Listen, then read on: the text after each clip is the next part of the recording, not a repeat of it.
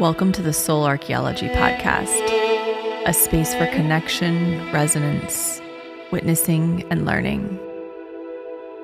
Together we'll harvest medicine from the spiral of life, sharing conversations with other embodied humans who have navigated their own initiations and found alignment with their true soul essence.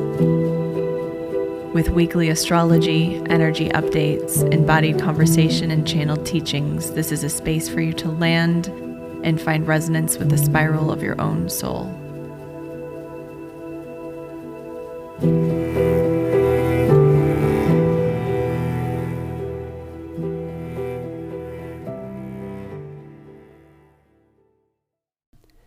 Hello everyone, welcome back to Soul Archaeology. I am coming off of a pretty gnarly virus that I had right after hosting a workshop a few weeks ago. I've had it for about a week and a half, and I've definitely been in a full upgrade mode. The last episode I really went through and talked about, the passing of Arlo, my sweet boy, and I certainly feel like this upgrade I'm going through is tied into his passing, and tied into that loss and processing that loss and really feeling, like the upgrade in my system as I enter into this next chapter, as I process the loss, process the grief, but also step into my work for the next chapter, is really processing through my body physically. So if you've ever worked with me, you probably know that there are periods that we go through. The way I see it is anytime we get ill, there's something out of alignment that is really asking for us to sort of shut down and go inward. When we go through these big change portals or these upgrade periods,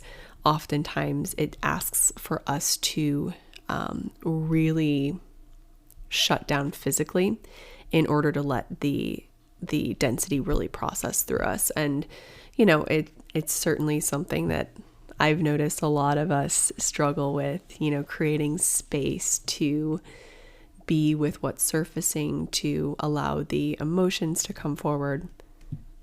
I feel like I used to do a much better job of it, but more recently I've been, moving through things more quickly. So I always feel like when we go through these waves of illness, that there's an upgrade taking place. And so specifically viruses. So I've been in full on contraction, cocoon mode. It is the nature of the times as well. We are in Mercury Retrograde at the end of 2023. We began 2023 with a Mercury Retrograde as well. So there's this interesting sort of contraction energy, this deepening, this reviewing that's taking place as we near the end of this year of 2023, enter into 2024. And it's also in the Northern Hemisphere, which is where I am currently. It is winter, so we're in this wintering season of going inward, cocooning, hibernating. Each and every part of the cycle of nature is essential. We need this state of inward introspection to really gather what it is that we need to move forward, to have an abundant, fruitful spring. We need this recalibration period where we sort of dissolve and build our resources to enter into the next phase of evolution, where we need to be. So it's an incredibly powerful time. We also had a pretty charged and emotional full moon in Cancer on the 26th that was really powerful in aiding us to process emotions that are kind of held in our systems. It gave us a little bit of a boost to go deeper. And there's such an emphasis on the mother currently, on the mother energy, on mothering and on really mothering and nurturing ourselves so that we can grow into and stay more present with our more evolved adult selves throughout this journey. So there's this beautiful presence currently. I'm really feeling it with the workshop that my friend Becca and I hosted together a few weeks ago. Was all about the mother, the goddess, about Mother Nature, about Mother Mary, the archetype, and how we're really learning how to embody that more, inviting it into our heart space. That mother is the mother within us as well. It's not separate from us. And so much of our time here is really about learning how to heal the past and heal the wounds of the past and heal the void that we experience of the mother within us so that we can step into our mother, into our more evolved higher selves, and stay within that space more frequently. Today, I really want to go into the energy of 2024 with all of you. There's quite a lot happening. I'll sort of do just an energy forecast for 2024. In all of my episodes, I'm always doing energy updates. So we're kind of talking about and breaking down the energy in general, but this will sort of give you an overview and a sort of a glimpse into 2024 and what we can expect. So much of the sort of themes over the last few years, I really think since 2020, 2021 has been navigating the liminal space, finding comfort in the discomfort of the unknown, in the not knowing, staying present with what's occurring for you currently so that you can, anchor more deeply into the present, processing the past, and creating alignment with the future timeline that you really want to call in. I've talked to so many people who feel like they've sort of been caught in this middle space, in this liminal space where they're sort of waiting for the next thing to present itself, either where they're moving to, what the next chapter of their career looks like, the relationships they're calling in.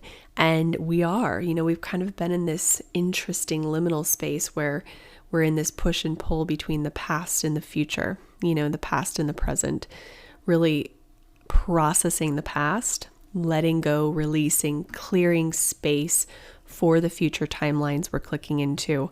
And 2024 will be somewhat similar to this. Although it's not as sort of anchored into the past as 2023, 2022, even 2021 were. 2024 does hold a lot of acceleration. It holds a lot of electric energy. All of our Mercury retrogrades will be in fire signs. So there's this focus on communication. There's this focus on channeling our fire, our flame, our passion, our purpose, balancing the pressure that we feel to fully embody those aspects of us with the knowing that there's a certain order that things are done and things are completed.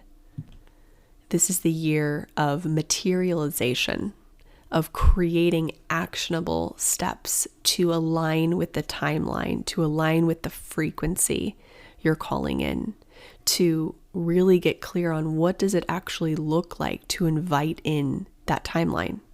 One of the first things, and something I've been talking a lot about if you've listened to this podcast up until this point, is Pluto's shift into Aquarius, which is occurring on January 20th. And Pluto has been dancing in the last degrees of Capricorn for a while now. It dipped into 0 degrees Aquarius last spring and then retrograded back into Capricorn. So we've been doing this dance, this push and pull between really processing the last 15 years and the major themes around power, money, systems, things that really need to be sort of like looked at and audited in our collective and internally as well. We are closing a 15-year chapter that began in 2008. And so there's this really interesting dancing back and forth that we're experiencing. Pluto will move into Aquarius from January 20th to September 1st, and then it dips back into Capricorn until November 19th. On November 19th, it catapults us into officially being in Aquarius for 20 years until 2024, until 2043.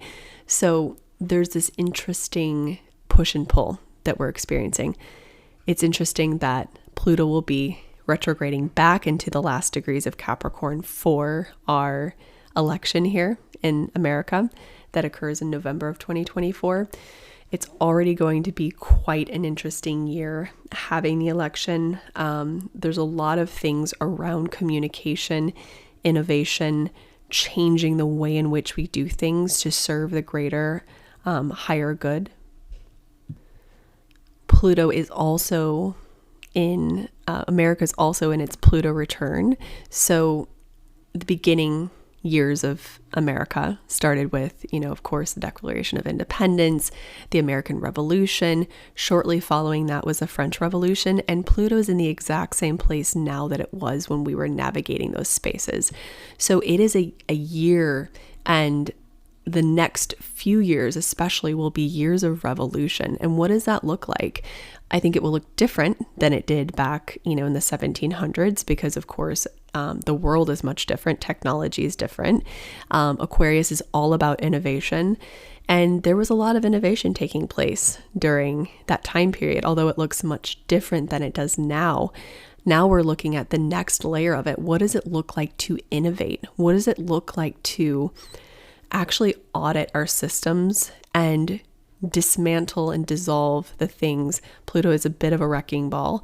So taking a wrecking ball to the systems that no longer serve the greater good, that no longer serve the people. This country was built on its people and power to the people. Does it still exist in that way? These are all things we're currently reviewing, we're currently sitting with, thinking about, and really pondering, how can we turn this cruise ship? How can we create systems and communities that actually serve the people, that actually serve not a small percentage, or that doesn't just serve the corporations, but actually serves the people?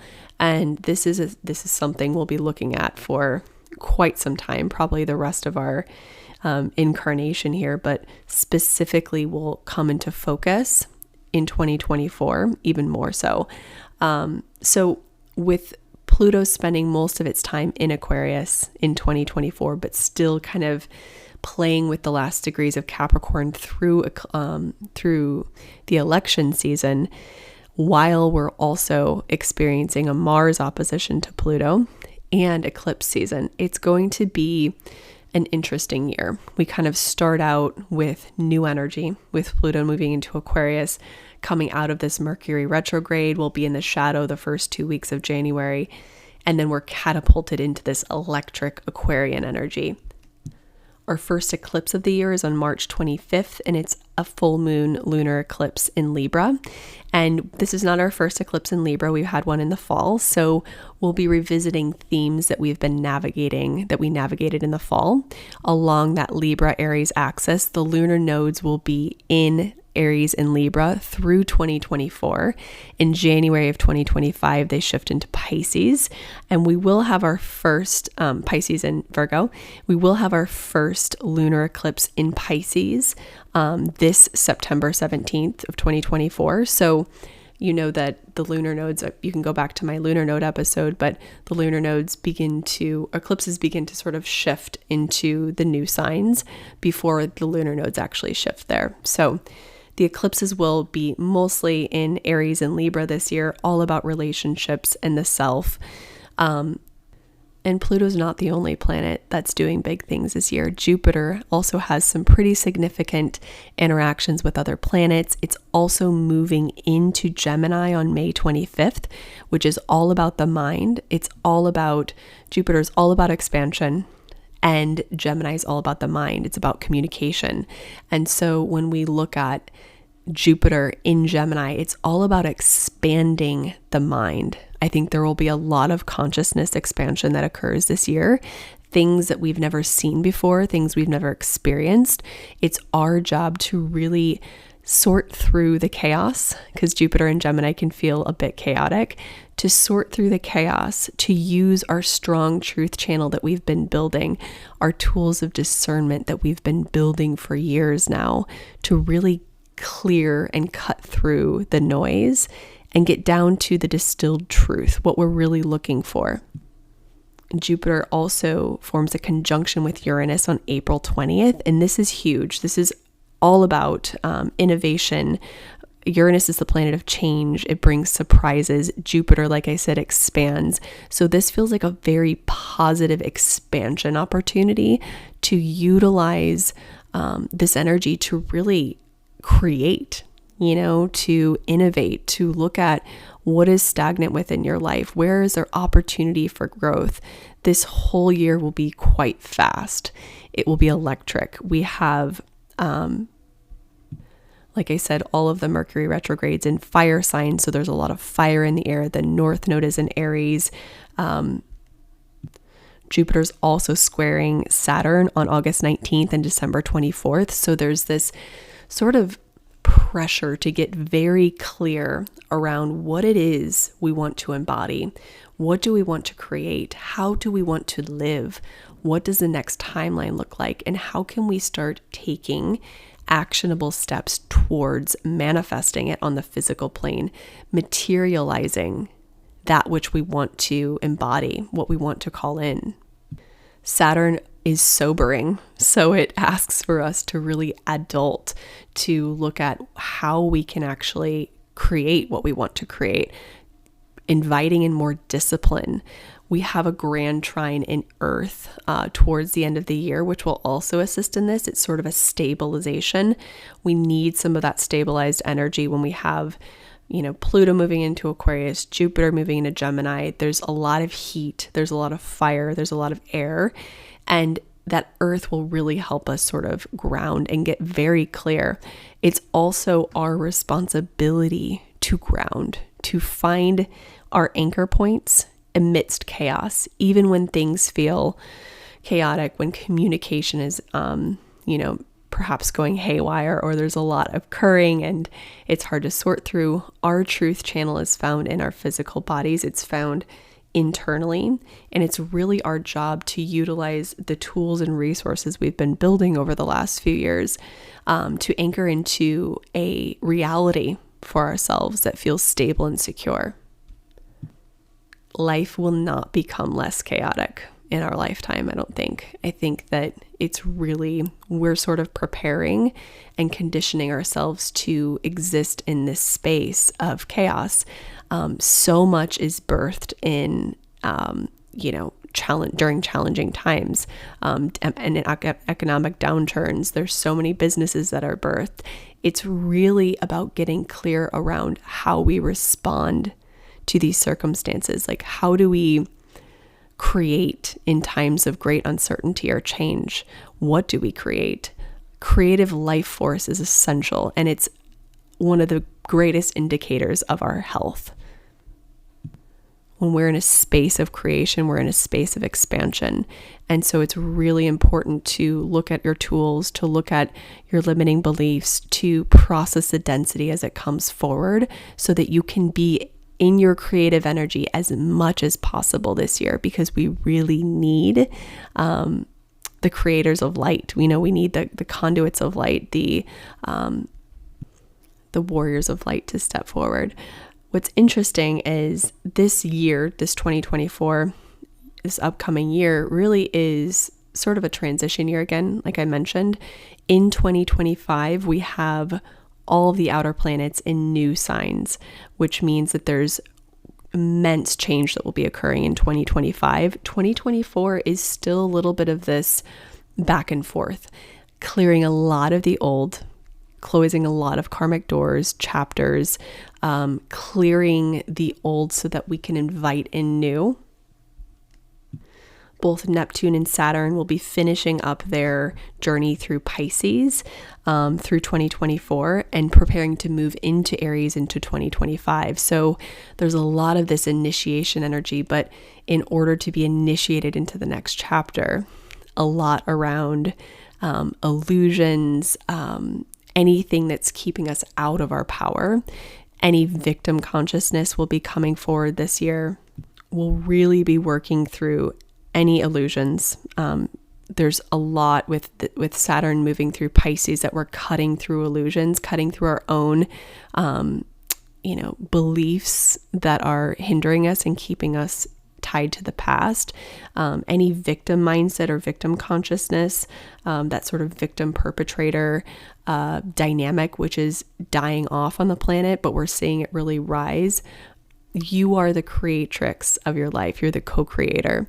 And that's really where we find our greatest power, is in the knowing that we get to co-create our reality. When we're stuck in the victim consciousness, which is sort of the lower vibration of Pisces, we are in a disempowered state. We feel like we have no control over our lives and what's occurring to us. It's sort of like everything's happening to us.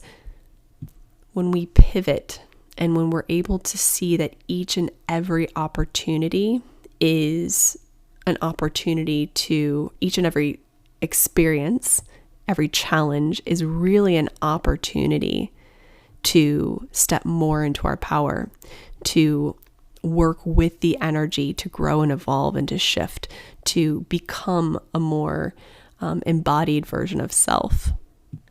And we're seeing a lot of the sort of victim consciousness play out on on the collective stage, and it's important to really notice when that's playing out for you, because that's what keeps us trapped.